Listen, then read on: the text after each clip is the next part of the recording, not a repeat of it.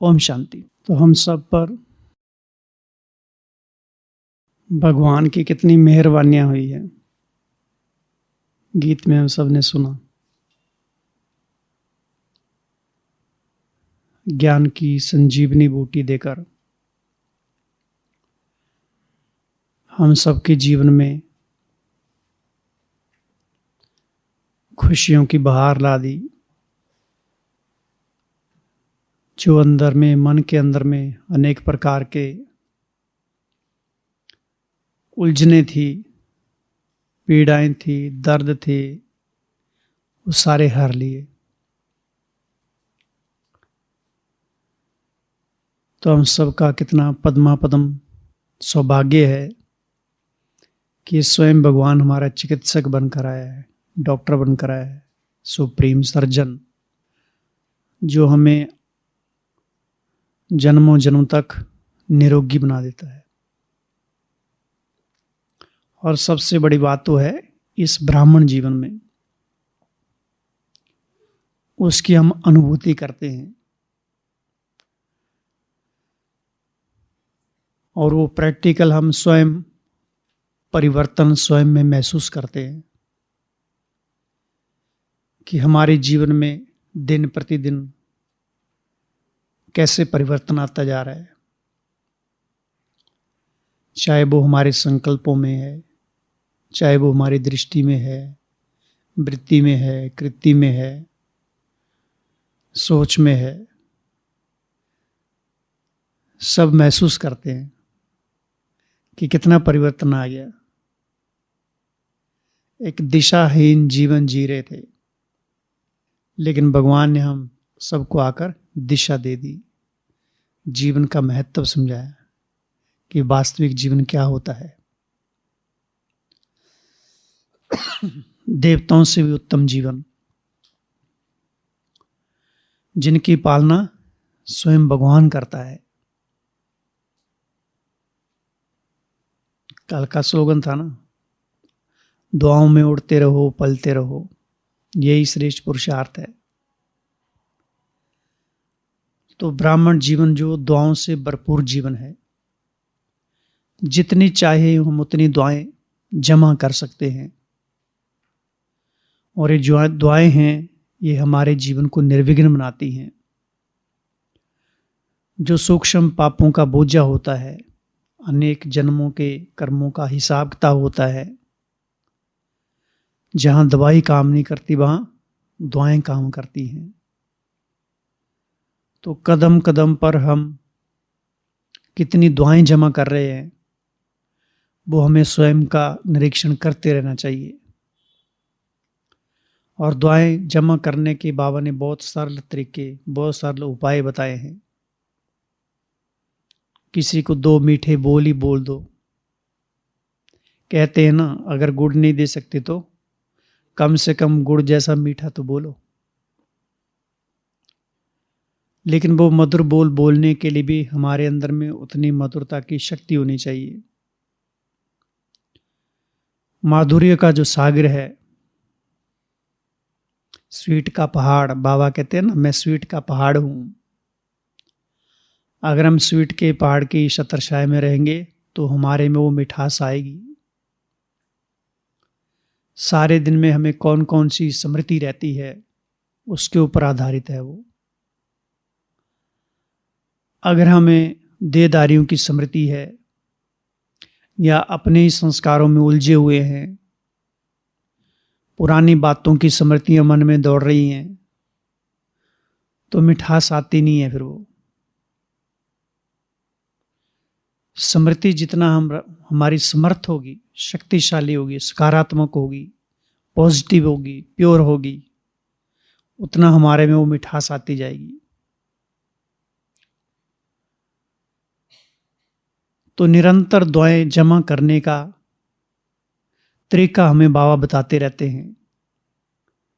मीठे बोल बोलो, धीरे बोलो, कम बोलो, बहुत सहज युक्तियां बताते हैं। बाबा कहते हैं योग नहीं लगता है, कोई बात नहीं, ज्ञान नहीं सुना सकते, कोई बात नहीं, सेवा नहीं कर सकते कोई बात नहीं, दुआएं दो दुआएं लो। एक काम करो, सवेरे से लेकर शाम तक एक ही काम करो, दुआएं दो दुआएं लो। दुआएं भी हम तब दे सकते हैं जब हमें अपनी विशेषताओं को कार्य में लगाने की कला होती है। अगर हमारे में वो विशेषताएं हैं, गुण हैं जो भगवान द्वारा प्राप्त हुए हैं, वो भी हमको अगर स्मृति में रहते हैं और उसी के अनुसार हम दूसरों के साथ संबंध संपर्क में, व्यवहारिकता में आते हैं, वैसे हमारे वाइब्रेशन दूसरों को अनुभव होते हैं, तो स्वतः ही हमारे दुआओं का खाता बढ़ता जाता है। और दुआएं कई बार ऐसी क्रिटिकल सिचुएशन, ऐसी परिस्थितियों में इंसान फंस जाता है, उसमें दुआएं काम करती हैं। कई बार जा रहे हैं रोड पर, अचानक एक्सीडेंट हो जाता है, लेकिन आदमी बच जाता है बाल बाल, किसी को जरा भी खोज नहीं आती है, दुआएं काम करती हैं। जैसे परसों एक ट्रेन हादसा हुआ, सबने सुना होगा। तो एक बाबा का बच्चा था, वो उसी ट्रेन में जाने वाला था, लेकिन थोड़ा सा पहले उसको टचिंग हुई, इसमें नहीं जाता, थोड़ा बाद में जाता हूँ, तो दूसरी ट्रेन में गया, वो बच गया। दुआएं काम की, जो समय पर टचिंग होगी, मन बुद्धि को खाली रखा, जो भगवान की टचिंग समय पर होगी। इसलिए बाबा कहते हैं अंत में मैं तुम बच्चों की सुरक्षा करूंगा, लेकिन कब? जब हमारी बुद्धि बाइसलेस होगी, विकारों से रहित, पवित्र होगी, शुद्ध होगी, लंबे समय से बाबा के साथ हमारा कनेक्शन जुड़ा रहेगा, तो टचिंग यथार्थ होगी और हम अनेक प्रकार की परिस्थितियों से स्वतः बच जाएंगे। ऐसा नहीं है कि परिस्थितियां नहीं आएंगी, परिस्थितियां तो अंत तक आती रहेंगी, हमारा पीछा करती रहेंगी, लेकिन परिस्थितियों से हम घबराएंगे नहीं। जैसे होशियार स्टूडेंट होता है, जितना मर्जी कठिन प्रश्न पत्र हो, लेकिन घबराता नहीं है वो, उसको हर मेथड का पता होता है। तो बाबा भी हम सबको समय समय पर अनेक तरह की युक्तियां बताते हैं कि कैसे हम सुरक्षित रह सकते हैं। इसलिए बाबा कहते हैं समय पर ज्ञान का याद आना, इसको ही तीव्र पुरुषार्थ कहा जाता है। तो ज्ञान में अपने मन बुद्धि को बिजी रखना है। इसलिए बाबा कहते हैं तुम हो बड़े से बड़े बिजनेसमैन। जो बड़े बिजनेसमैन होते हैं, हजारों की संख्या, लाखों की संख्या में उनके अंडर में वर्कर काम करते हैं, उनकी आजीविका चलती है। हम सब कौन है? पूर्वज हैं। इस सृष्टि में बड़े से बड़े बिजनेसमैन हैं। तो हमारे से सारी सृष्टि की पालना हो रही है, एक एक पत्ते तक हमारे संकल्पों की शक्ति पहुंचती है। बाबा कहते हैं तुम कल्प वृक्ष की जड़ें हो। जो नीचे बैठ के तपस्या कर रहे हैं वो हम सभी ब्राह्मण आत्माएं हैं। तो हमें अपने संकल्पों की कीमत को समझना होगा। साधारणता में, व्यर्थ में हमारी अगर संकल्प शक्ति जा रही है तो दूसरी आत्माओं का क्या होगा? और उससे पहले हम स्वयं ही कमजोर अपने को अनुभव करेंगे। इसलिए एक एक संकल्प हमारा बड़ा कीमती है, वैल्यूएबल है। बाबा कहते हैं जो बच्चे समय के महत्व को जानते हैं, वैल्यू को जानते हैं, उनका हर संकल्प वैल्यूएबल होता है, हीरे तुल्य होता है। हीरे को साधारण स्थान पर नहीं रखा जाता है। तो हमारा हर संकल्प हीरे तुल्य संकल्प है। जिस हीरे रूपी संकल्प की चमक पूरे संसार को प्रकाशित करती है। तो हमें अपने महत्व को समझना है। कहीं ना कहीं हम अपने महत्व से विमुख हो जाते हैं, भूल जाते हैं। फिर साधारण संकल्पों की संरचना में ही हमारा जीवन बीत जाता है। सवेरे से शाम तक हम आज ही सोच रहे थे, कितने संकल्प ऐसे चले जाते हैं जिनकी जरूरत ही नहीं है। आज के वरदान में था ना, जो त्रिकालदर्शी बच्चे हैं व्यर्थ और साधारण से विमुक्त होंगे। व्यर्थ संकल्प तो बड़ी बात है, लेकिन साधारण संकल्प भी नहीं होने चाहिए। देवताओं से भी उत्तम जीवन, तो संकल्प कितने उत्तम होने चाहिए हमारे, उसकी गुणवत्ता, उसमें कितनी शक्ति होनी चाहिए। उस संकल्प का बल हर आत्मा को बलवान बनाए, ताकतवान बनाए, शक्तिशाली बनाए। क्योंकि शक्तिशाली संकल्प करना सब आत्माओं के बस की बात नहीं है, वो केवल हम बाबा के बच्चों की बस की बात है। क्यों? क्योंकि सर्वशक्तिवान का साथ केवल हम सब आत्माओं को मिल रहा है, प्रत्यक्ष रूप से। अप्रत्यक्ष रूप से तो भक्तों को भी मिलता है, लेकिन हम साथ का अनुभव करते हैं। इसलिए हमारे संकल्पों में जो बाबा शक्ति भरता है, वो संसार की आत्माओं में वो शक्ति नहीं है, क्योंकि वो हैं भगत आत्माएं और हम हैं बच्चे हैं, अधिकारी हैं। वो मांगते हैं, लेकिन हम अधिकार रखते हैं उसके ऊपर। तो हम संसार के लिए, जैसे हमारा जीवन एक संजीवनी बूटी की तरह है, जैसे बाबा के ज्ञान का हर बिंदु हमारे जीवन के लिए संजीवनी बूटी का कार्य करता है, ऐसे हमारा संकल्प संसार की हर आत्माओं के लिए संजीवनी बूटी का काम करे। बोलने की जरूरत ना पड़े, क्योंकि वर्तमान देखा भी जाता है, महसूस किया जाता है, चाहे वो ब्राह्मण जगत में है, चाहे गैर ब्राह्मण जगत में है।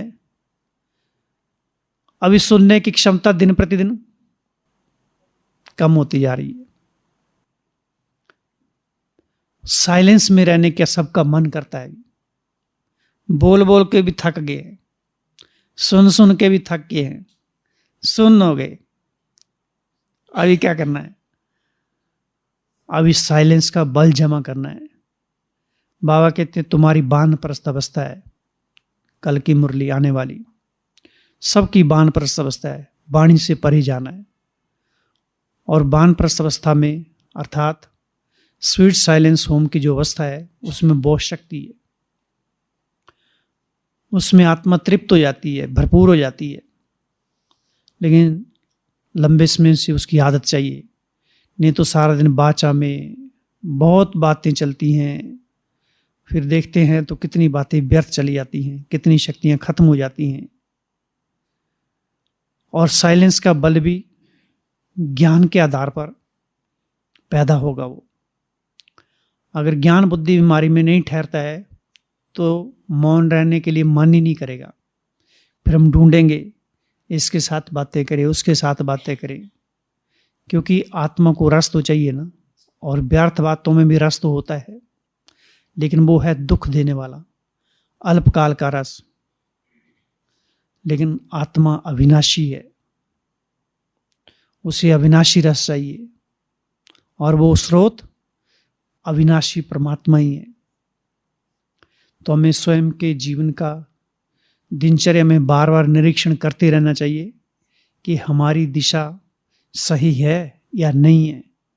कहीं हमारा जीवन जो हीरे तुल्य है, वो कौड़ी तुल्य तो नहीं बदला जा रहा है। पूरी नज़र स्वयं के ऊपर रखनी है। इसलिए बाबा ने क्या, बाप दादा को भी हंसी आती है कि विश्व परिवर्तक बच्चे और स्वयं का परिवर्तन नहीं कर पा रहे। अगर हम नजर दौड़ाएं, जब से हमको ये जीवन मिला है, ब्राह्मण जीवन, तब से लेकर अभी तक हमारा स्वयं के ऊपर कितना नियंत्रण अभी भी है, कितना हम कंट्रोल कर पाते हैं अपने आप को, स्वयं की कर्मेंद्रियों के ऊपर कितना आधिपत्य है, कितना अधिकार है। जो सारे दिन में बाबा कहते हैं, अगर बाप दादा बच्चों को देखते हैं तो क्या देखते हैं? आज की मुरली में था ना, केवल मस्तक में चमकती हुई मणि को देखते हैं। तो आज ये दिन, सारे दिन में हमको बहुत बार ये पॉइंट याद आया कि कितना हम विस्मृत हो जाते हैं। देह ही दिखाई देती है, भले कर्मेंद्रियां चंचल नहीं होती हैं, लेकिन देह को देखने की आदत भी बाबा कहते हैं धीरे धीरे वो अंश का वंश बन जाती है। बच्चे कहते हैं बाबा 75% तो ठीक हो गए हैं, 25% बाकी है, ये भी हो जाएगा। बाबा कहते हैं 25 का 50% भी हो जाएगा। एक चिंगारी हमारे सारे जीवन का सत्यानाश कर सकती है। एक सूक्ष्म अंश भी, चाहे वो दृष्टि पर नियंत्रण नहीं है, चाहे बोल पर नियंत्रण नहीं है, अगर मुख से एक भी ऐसा बोल निकल जाता है तो जैसे सारा पुरुषार्थ पानी में बह जाता है। तो कितना कदम कदम पर सावधानी रखना आवश्यक है। और हमने देखा अगर हम थोड़ी सावधानी रखते हैं तो बाबा की बहुत मदद मिलती है, और समय पर स्वयं की कर्मेंद्रियों को नियंत्रण करने की शक्ति भी प्रदान बाबा करते हैं। तो ये आंखें चंचल भी नहीं होती है, मन भी स्थिर रहता है, मुख में भी हमारा कंट्रोल रहता है। जहाँ जो बातें हमको नहीं सुननी चाहिए वहाँ भले हम खड़े रहते हैं, लेकिन हमारे पर उनका असर नहीं होगा। अगर कोई व्यर्थ बातें करते हैं तो व्यर्थ को समर्थ में परिवर्तन करने की हमारे में कला आ जाती है, उस बात को चेंज करने की कला। तो हम सबका जीवन बहुत वैल्यूएबल जीवन है, तो हमें सब बहुत ध्यान रखने की जरूरत है। क्योंकि जिस गति से समय हमको इशारा देता है, संसार की जो परिदृश्य है, संसार में जो दिखाई दे रहा है, संसार किस दिशा की ओर जा रहा है और संसार के प्रति हमारा क्या कर्तव्य बनता है। क्योंकि संसार की आत्मा हम सबका ही परिवार है, वो केवल 9 लाख नहीं है। जितनी भी आत्माएं संसार में है, चाहे वो मानव है चाहे वो जानवर है, सबके साथ हमारा जुड़ाव है, प्रकृति भी है। तो आज के मूल्य पर डिस्कस करेंगे। तो कौन सी जीवन में ऐसी बातें हैं जो हमें परेशान करती हैं? हाँ, आज के मूल्य में ना बाबा कहते हैं 2 बातें परेशान करती हैं, मैं और मेरापन। और ये बोले बिना रह भी नहीं सकते, बोलना तो पड़ता ही है। मैं भी बोलना पड़ता है, मेरा भी बोलना पड़ता है। तो कितना हमारा गहरी आसक्ति हो गई है। जैसे हम मैं बोलते हैं तो मन में कौन सी तस्वीर आती है? देह की आती है। मणि की कहाँ आती है? आत्मा की कहाँ आती है? आती है, बड़ी धुंधली सी आती है। तो कितना प्रैक्टिस पर हमको अभी इतना प्रभुत्व जगाने की या जमाने की आवश्यकता है, कितना अभी एक गहरा पुरुषार्थ करने की जरूरत है। और इसकी आदत तब पड़ेगी जब हम योग में बैठते हैं तो आधा समय केवल अपने को आत्मा ही समझो, और आत्मा समझते समझते परमात्मा अपने आप याद आएगा। अगर हम शरीर समझकर बैठते हैं तो बुद्धि भी देहधारियों की तरफ ही भागती रहती है। भले बैठे यहाँ हैं, लेकिन कोई लौकिक रिश्तेदार याद आएगा, या कोई ऑफिस वाला याद आ जाएगा, या हमारे साथी याद आ जाएंगे, कोई दोतरे पोतरे याद आ जाएंगे जिनके साथ हमारी थोड़ी अटैचमेंट है। इसलिए ये प्रैक्टिस बहुत आवश्यक है। कौन सी? मैं आत्मा हूं। बाबा ने कहा ना, पिछले संडे भी कहा था, 3 बिंदी लगा दो। सारा खेल ही बिंदी का है। मैं बिंदी, बाबा बिंदी, ड्रामा बिंदी। तो मैं आत्मा हूं। कौन सी आत्मा हूं? कौन सी आत्मा हूं? कुछ नया वाला बताओ। सर्वश्रेष्ठ आत्मा और सर्वशक्तिवान, और कुछ नया? महान आत्मा। ये जो हमने पहले सुन रखे वो नहीं, कुछ नया था। क्योंकि बुद्धि को नया चाहिए। पुरानी बातें सुन सुन के उनका असर कहाँ होता है? उन पुरानी बातों को नया करके सुनाओ कुछ। हाँ, ये है, बिल्कुल अच्छी बात है। मैं मास्टर प्राणेश्वर आत्मा हूं, सबके प्राण लेने वाली हूं नहीं अच्छा, सबको जीवन दान देने वाली हूँ, हाँ ठीक है, हाँ, सबके प्राणों की रक्षा करने वाली हूँ, मैं मास्टर प्राणेश्वर आत्मा हूं। देखो कितना अच्छा ये सम्मान है। ऐसे और कोई नया सम्मान बताओ, आज की मूल्य से सोचो कुछ नया सम्मान। अच्छा, ये वर्ष कौन सा था? 17/12/94। कौन सा वर्ष था ये? शुभ भावना गुण स्वरूप वर्ष, है ना। और ये 2023, ये कौन सा वर्ष है? 2023 ही है, सकारात्मक परिवर्तन वर्ष। हम भूल जाते हैं, जब मीटिंग हुई तो उसमें सुना, बाद में हम भी भूल गए थे, फिर अभी हम पूछ के आए। तो ये सकारात्मक परिवर्तन वर्ष है, क्योंकि जब भी कोई थीम निर्धारित किया जाता है तो बाबा उसमें बल भर देता है, ताकत भर देता है, क्योंकि उस थीम को सार्वजनिक रूप से उसी पर आधारित सारे कार्यक्रमों का आयोजन किया जाता है, चाहे वो सम्मेलन है, संगोष्ठियाँ हैं, सेमिनार है, तपस्या है, शिविर है। तो सकारात्मक परिवर्तन की ऊर्जा हमारे में तभी आएगी जब हमको उसका थोड़ा पता होगा। तो हमें इस यज्ञ में क्या कार्य चल रहे हैं, कौन सी गतिविधियां, उसका थोड़ा पता होना चाहिए कि हमारे घर में क्या हो रहा है। अगर हमको कोई पूछ ही ले और हम बता नहीं पाए तो क्या कहेंगे? बोलेंगे आप घर में रहते कि बाहर ही घूमते रहते हो। तो ये सकारात्मक परिवर्तन का वर्ष है। तो ये जो मैं और मेरापन है, सारे दिन में कहाँ कहाँ आते हैं।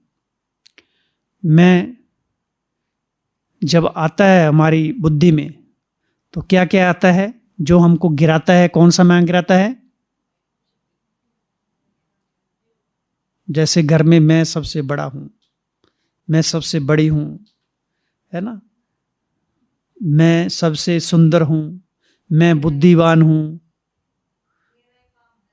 हाँ, ओ मेरा वाला फिर दूसरी बार करेंगे, अभी केवल मैं पर ही। तो जो मैं बड़ा सूक्ष्म है ये, क्योंकि मैं आते ही बुद्धि में देह की तस्वीर घूमती रहती है। और देह की तस्वीर कब से घूमती रहती है? जब से हम होश संभालते हैं। चाहे वो शरीर का सौंदर्य है, चाहे वो मैं विशेषताओं से संपन्न हूं, या मैं इस ब्राह्मण जीवन में अच्छा पुरुषार्थी हूं, मैं बहुत योगी हूं, मैं अच्छा सेवादारी हूं। ये भी सूक्ष्म रूप से अभिमान हमको गिराता रहता है। इसलिए हमारे मनमोहनी दीदी जी कहते रहते थे, जुक जुक मर मर सिख सिख। तो हमें इस जीवन में मरना है, मरजीवा जन्म है। बाबा कहते हैं अगर ये मैं आए जीवन में भी तो क्या आए? मैं भगवान की संतान हूं, मास्टर प्राणेश्वर आत्मा हूं, मैं परमात्मा की आंखें हूं, मैं नयनों का नूर हूं, और हाँ जी, परमात्मा का इंस्ट्रूमेंट हूं। और साथ में इस सम्मान के आगे चिंतन करना है, जैसे मैं भगवान की आंखें हूं। अब इमर्ज कीजिए या सोचिए कि भगवान इस सृष्टि को कैसे देख रहा होगा और हम कैसे देख रहे हैं। तो मेरी आंखें भगवान की आंखें हैं, तो इन आंखों से मुझे कैसे देखना चाहिए सबको? सबकी विशेषताएं, सबके अनादि आदि संस्कार, सबके गुण, सबके अंदर जो शक्तियां समाई हुई हैं, सबके अंदर जो प्योरिटी है, सबके अंदर जो समर्पण भाव है, जो सेवा भाव है, वो हमको दिखाई देना चाहिए।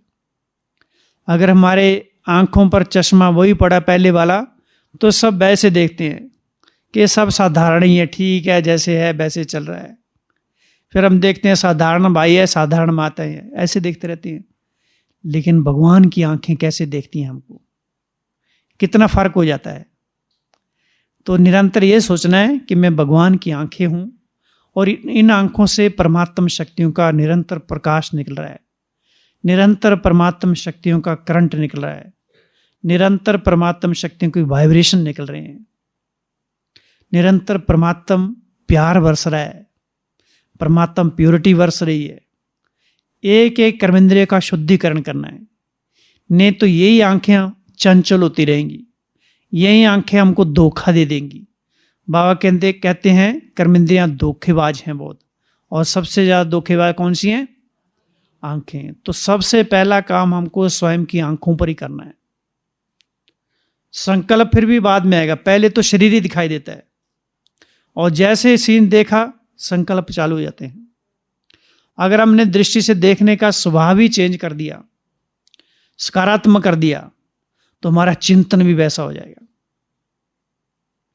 तो मैं और मेरा पेन, तो बाबा ने आज हम सबको डबल मुबारक दी। कौन कौन सी? नए वर्ष की और नवयुग की। तो दोनों में क्या अंतर बताया? नया वर्ष बनाते हैं तो कुछ तो नया भी होता है, लेकिन कुछ पुराना भी होता है, मीठा भी और नमकीन भी, दोनों ही होता है ना, बैलेंस रहता है। हाँ जी, कुछ समय के लिए होता है वो, और अगले दिन फिर से पुराना चालू हो जाता है। लेकिन बाबा कहते नवयुग की मुबारक दी। नवयुग की मुबारक अर्थात सब कुछ नया। क्या नया? व्यक्ति भी नए, प्रकृति भी नई, शरीर भी नया, सब कुछ नया होगा। तो वो हमको बाबा ने जो कहा है वो हमको स्मृति में रखना है। तो उसी समय सोचना है कि नया शरीर है ये। जैसा हम सोचेंगे वैसे उसमें वाइब्रेशन बढ़ते जाएंगे, क्योंकि शरीर का शुद्धिकरण बहुत अनिवार्य है। क्योंकि 24 घंटे हमको कहाँ रहना होता है? ये शरीर में। बाबा कहते हैं तन एक मंदिर है, संसार वाले भी लोग कहते हैं।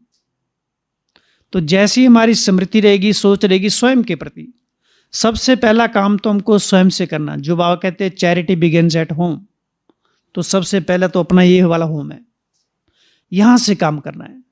तो सारे दिन में अपने आप को शक्तिशाली, पॉजिटिव, पवित्र संकल्पों से स्वयं का शुद्धिकरण करते रहना है। तो नवयुग अर्थात ये नया शरीर। बाबा कहते हैं ड्रेस कहाँ टंगी हुई है? सामने खूंटी पर टंगी हुई है। तो अभी सभी अनुभव करो कि हम सभी देवताई ड्रेस में बैठे हुए हैं। मेरे आसपास सब देवी देवता हैं। मेरे पास वाली माता भी देवता है, देवी है, भाई भी देवता है। आज दिन वाला याद नहीं करना है कि दिन में तो उसने ऐसे वैसे कहा था और ये देवी दिखाई दे रही है, ऐसे नहीं। तो ये चलते फिरते अनुभव करना है। सब्जी काटते हैं तो सब देवियां सब्जी काट रही हैं, भगवान के लिए भोग तैयार कर रहे हैं। बाबा कहते हैं मैं गुरुवार का दिन किसी के लिए रखा हुआ है। देखो बाबा की रमणीकता देखो। अब बाबा को खाने पीने से क्या है, वो तो हमको बाबा कितना बहलाते हैं, हमारा दिल लेते हैं कि बच्चों को अपना बनाने के लिए कुछ नवीनता चाहिए। नहीं तो बाबा का ज्ञान तो बहुत हैवी डोज वाला है। लेकिन धीरे धीरे हमारे मन बुद्धि को बाबा पहले नरम करते हैं, ताकि उस नरम भूमि पर बीज अंकुरित हो जाए। अगर वो कलराठी जमीन है तो उस पर वो बीज अंकुरित नहीं होंगे। इसलिए बाबा हमको प्यार से, बाबा कहते गिफ्ट तो देते हैं, लेकिन उस गिफ्ट से कोई इतनी प्राप्ति थोड़ी नहीं है, लेकिन स्नेह से तुम मालामाल, उस गिफ्ट से मालामाल नहीं होते, लेकिन ये स्नेह है इस गिफ्ट में भरा हुआ। तो बाबा ने गुरुवार का दिन हमारे लिए रखा हुआ है, किस लिए? केवल खाने पीने के लिए।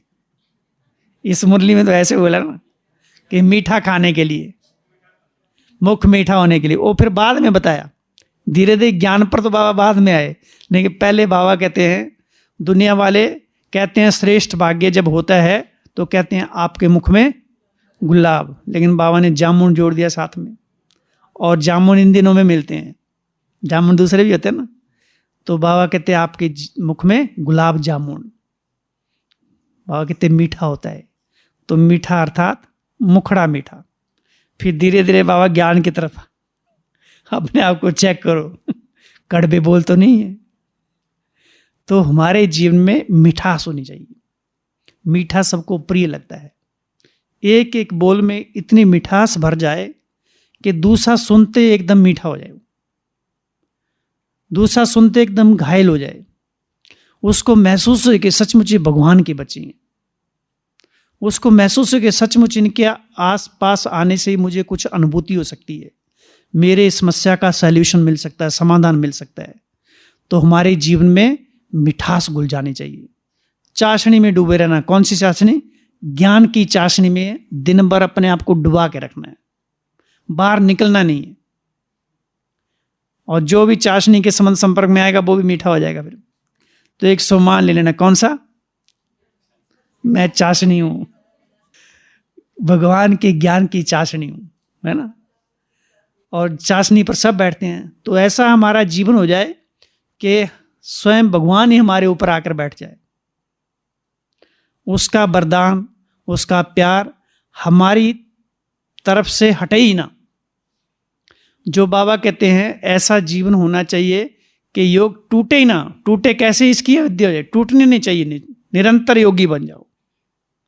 तो जीवन में इतनी मिठास घुली रहनी चाहिए। तो नवयुग की डबल मुबारक और श्रेष्ठ भाग्य की मुबारक। और मस्तक मणि ये अभ्यास करना है। भले हम अकेले बैठे हैं, जैसे हम यहाँ बैठे हैं, अब यहाँ से हम चले जाएंगे जैसे कमरों में, तो वहाँ बैठ के भी ये अभ्यास करना है कि हम यहाँ बैठे हैं और यहाँ बैठ के सबको मस्तक मणि, चमकती हुई मस्तक मणि देख रहे हैं। या अभी हम यहाँ बैठे हैं तो सभी माउंट आबू के बाजार में देखो जैसे मस्तक मणियाँ चमक रही हैं सब, है ना। क्योंकि वहाँ जाने से, हमारे स्थूल में जाने से कर्मेंद्रियाँ हलचल हो सकती है, लेकिन सूक्ष्म में कर्मेंद्रियाँ हमारी हलचल नहीं होंगी। क्योंकि हम देह को नहीं देख रहे, वहाँ कौन जा रहा है कौन आ रहा है पता थोड़ी नहीं दिखाई दे रहा है।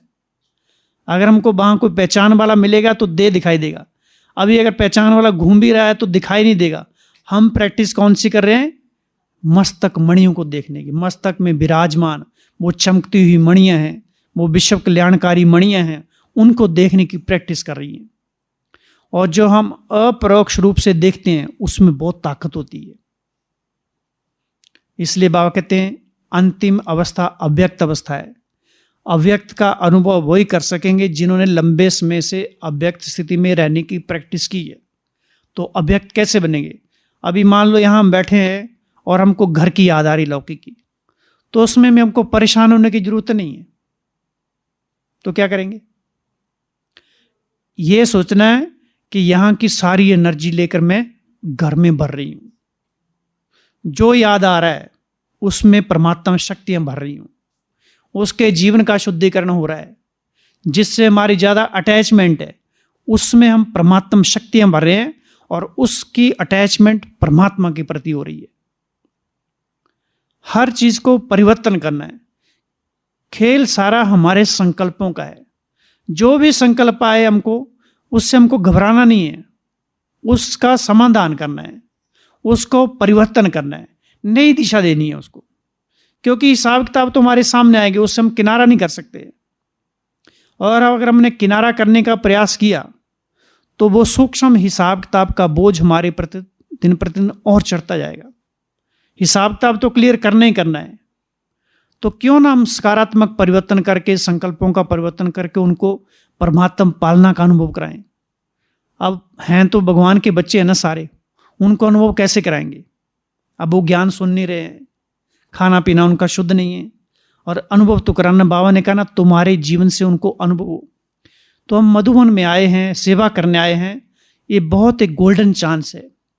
जो योग घर में नहीं कर सकते यहाँ कर सकते हैं। जो प्रयोग घर में नहीं कर सकते यहाँ बैठे बैठे शक्तिशाली प्रयोग करने।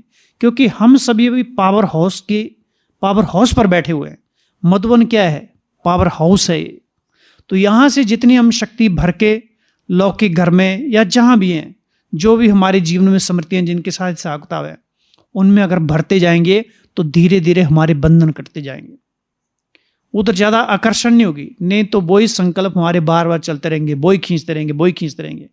तो यहाँ बैठे बैठे घर को क्या बना देना? एकदम पावर हाउस बना देना उसको भी। यहाँ से जैसे आप जाएंगे तो ऐसे दिखें कि सामने वाला ही फरिश्ता ही दिखाई दे। जो कुछ हो रहा है ना, हाँ होता है।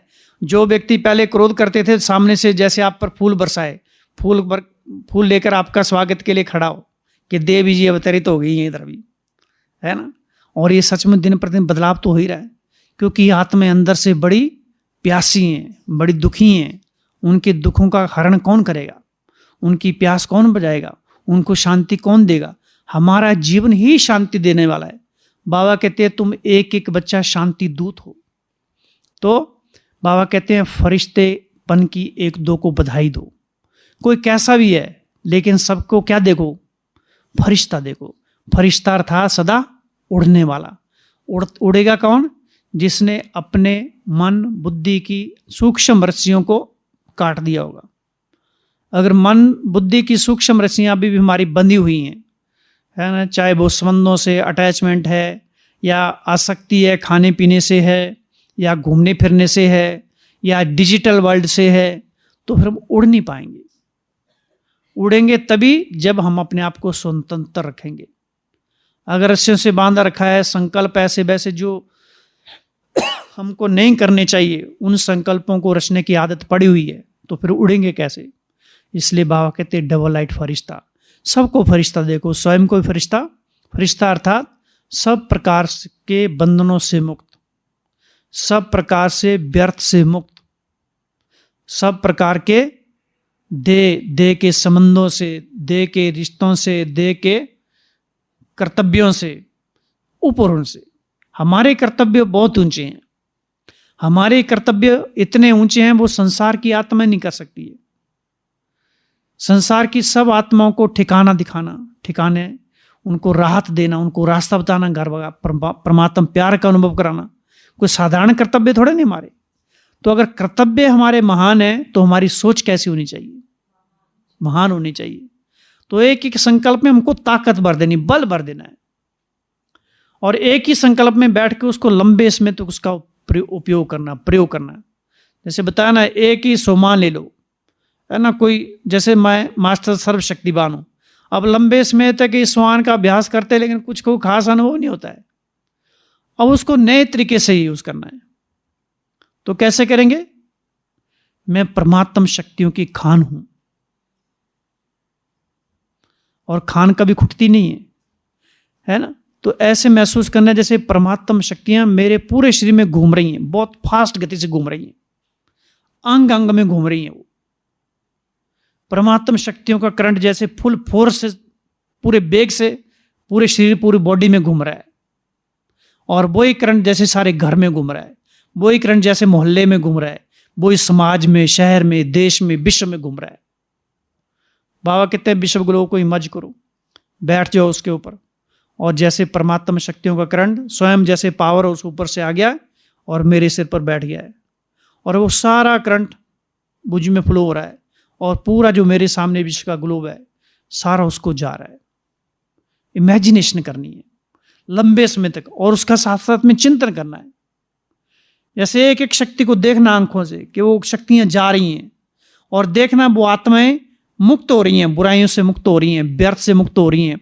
उनमें जैसे एक नई चेतना शक्ति जागृत हो रही है, उनमें जैसे खुशी की लहर आ गई है, उनमें जीने का एक जज्बा आ गया है।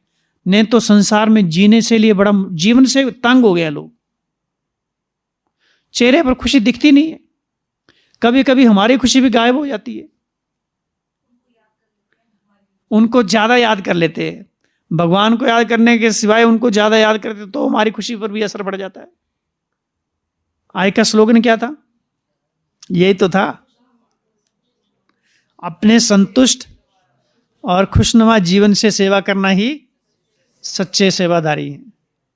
तो देखो, सारे ज्ञान का वास्तव में सार तो यही है कि जीवन हमारा खुशनुमा कब होगा? जो परमात्म प्राप्तियां हमको मिली हैं, जब वो हमारे जीवन में प्रैक्टिकल में दिखाई देंगी, तभी तो खुशी आएगी, तभी तो संतुष्टता रहेगी, नहीं तो खाली खाली रहेगा। तो सबको एक दो को बधाई देनी है। कौन सी? फरिश्ता बनने की बधाई। और विदाई कौन सी देनी है? जो कड़वापन है हमारे अंदर, कौन कौन सा व्यर्थपन है और कड़वापन कौन कौन सा है? बाबा कहते हैं कोई कोई बच्चे होते हैं ना, पुराने संस्कार बहुत अच्छे लगते हैं, छोड़ते नहीं है। तो पुराने संस्कार कौन कौन से हैं? क्रोध, लोभ, मोह, अहंकार और ईर्ष्या, द्वेष, आलस्य, अलविलापन, गपशप मारना और कमियां देखना, फिर दूसरों को बताना, उनकी खाली देखना थोड़ा, दूसरों को बताना। तो बाबा ने कहा इसकी प्रतिज्ञा करो, नाम व्यर्थ देखेंगे। देखो पिछले 4 संडे से लगातार आ रहा है, ना हम व्यर्थ देखेंगे, ना सुनेंगे, ना हम वर्णन करेंगे।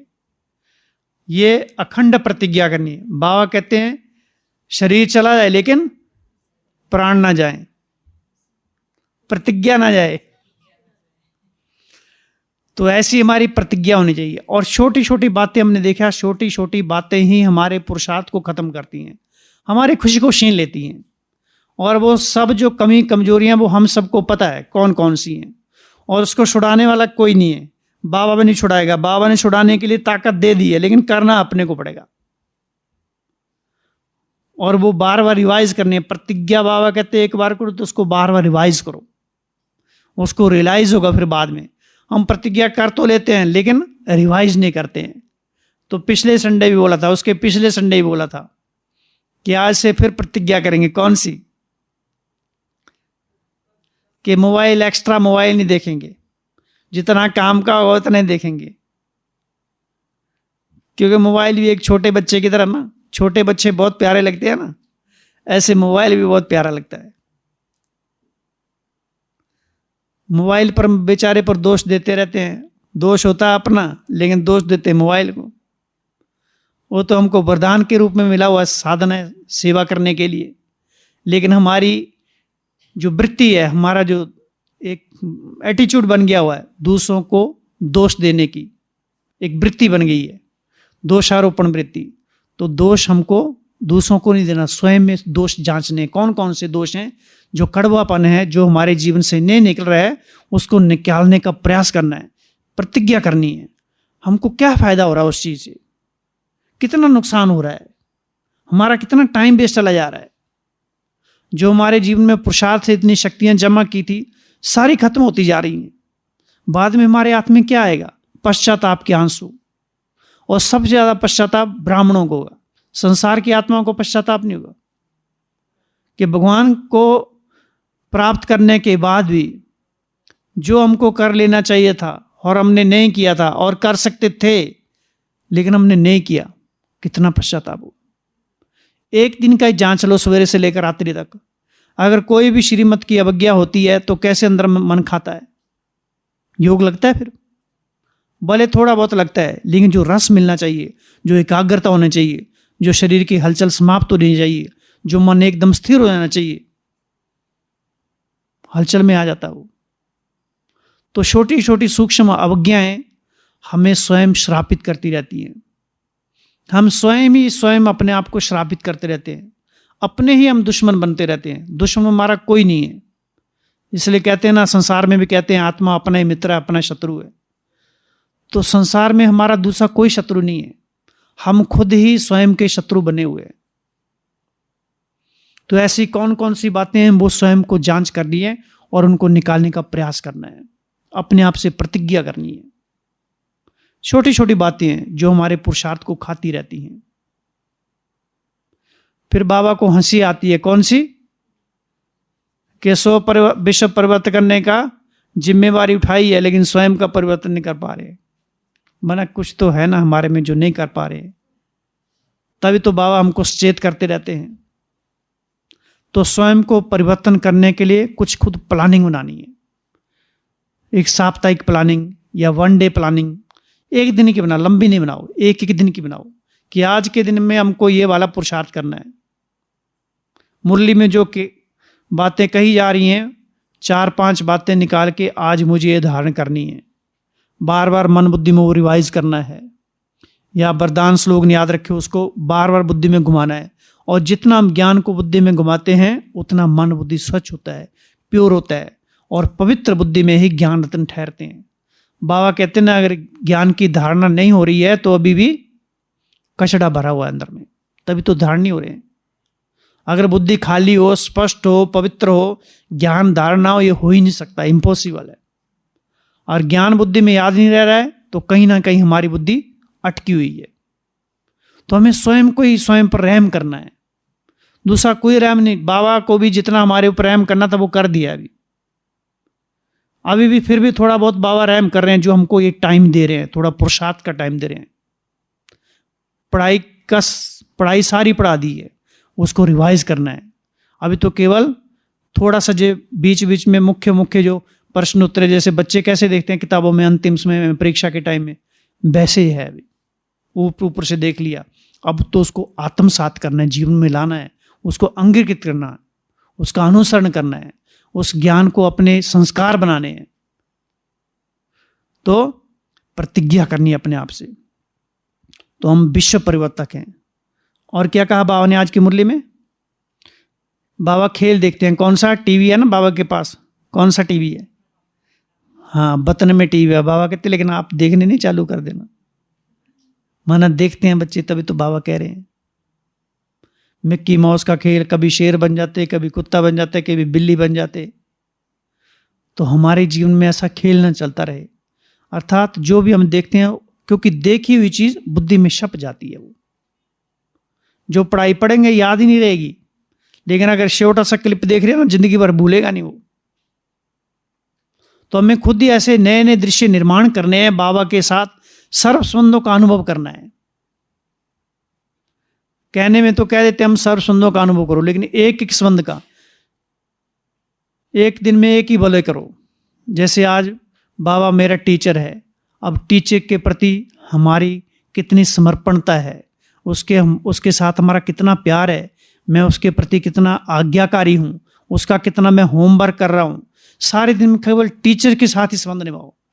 नहीं तो क्या होता है, एक मिनट में बैठे बाप है, टीचर है, सदगुरु है, सखा है, साजन है, बस पूरा हो गया काम। ऐसे नहीं होगा। एक एक संबंध को, एक में डूब जाएंगे, सारे संबंध अपने आप पीछे हो जाएंगे। घर में अगर किसी बच्चे का अपहरण कर लो तो पूरी फैमिली कैसे पीछे आ जाती है? आते कि नहीं आती है? तो अगर बाबा को हम एक ही संबंध से अगर डूब जाए उसके प्यार में, तो सारे संबंधों का अनुभव होने लगेगा और फिर हमको संसार का कोई भी संबंध खींचेगा नहीं। तो बाबा कहते हैं एक दो को गिफ्ट दो। कौन सी? गुणों की गिफ्ट, स्नेह की गिफ्ट दो, शक्तियों की गिफ्ट दो। गिफ्ट से कोई माला माल नहीं होता, स्नेह से माला माल होता है। तो हम परमात्म स्नेह की इतनी मूर्ति बन जाएं, इतनी हमारे में मिठास आ जाए कि दूसरों को हमें मुख से कहने की जरूरत ना पड़े। केवल अंत में केवल दो ही बोलने पड़ेंगे कि आत्मा हो आप और परमात्मा को याद करो। ज्योति बिंदु बनकर ज्योति बिंदु बाप को याद करो। बस एक सेकंड में उनको अनुभव हो जाएगा। लेकिन कब? जब लंबे समय से वो प्रैक्टिस हमने की होगी। अगर मैंने खुद ही प्रैक्टिस नहीं की है तो हम जितना मर्जी बोलते रहे, जीवन में कोई असर नहीं होने वाला है। असर उसी की बात का होगा जो प्रैक्टिकल में करेगा। तो ऐसे बाबा के मीठे मीठे महावाक्य होते हैं जो हमारे जीवन को मिठास से परिपूर्ण कर देते हैं। तो एक एक महावाक्यों को, क्योंकि सारी मुरली भले याद ही नहीं रहे, 5-7 लाइनें भी पकड़ लो और दिन में उसको बार बार रिपीट करते रहो और आपस में चर्चा करो, उस पर चिंतन कीजिए, वो हमारे संस्कार बन जाएं। ओम शांति।